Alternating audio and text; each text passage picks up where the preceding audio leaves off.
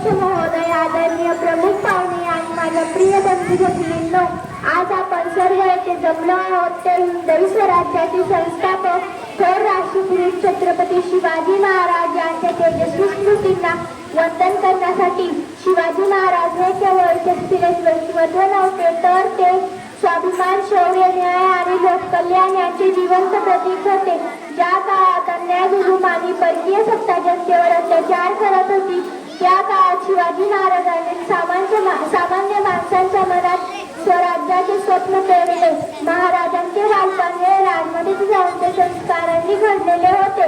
रामायण महाभारतातील आदर्श संतांचे विचार आणि मातृभूमी निष्ठा या सगळ्यांचा प्रभाव त्यांच्या व्यक्तित्वावर दिसून येतो.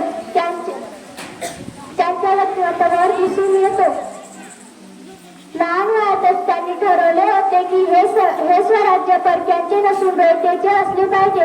या ठिकाणी मला महाराजांनी काही काव्यपंक्ती सादर कराव्याशा वाटतात.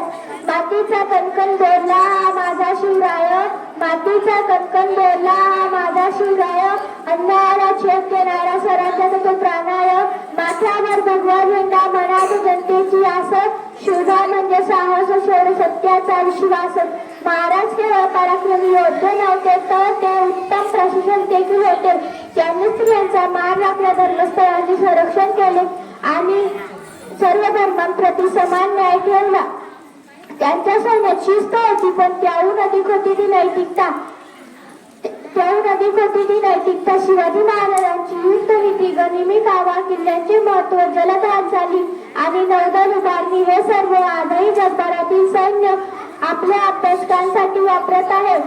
आजच्या काळात आपल्याला शिवाजी महाराजांचे विचार खूप महत्वाचे वाटतात, कारण त्यांनी आपल्याला शिकवले स्वतःचा स्वाभिमान जपा, अन्यायाविरुद्ध उभे राहा आणि राष्ट्रासाठी काम करा. तरुण पिढीने महाराजांकडून नेतृत्व, धैर्य आणि कर्तव्यनिष्ठा शिकली पाहिजे, कारण शिवाजी महाराजांचे विचार अंगीकारले तर कोणतेही संकट आपल्याला कमजोर करू शकणार नाही. भाषणाच्या शेवटी पुन्हा काव्यपंक्ती म्हणून माझे मनोगत संपवते. जो झुकला नाही कधी, जो थांबला नाही काळापुढे, जो झुकला नाही कधी, जो थांबला नाही काळापुढे, तो शिवराय आजही नांदतो आमच्या विचारात, रक्तात, श्वासामध्ये. छत्रपती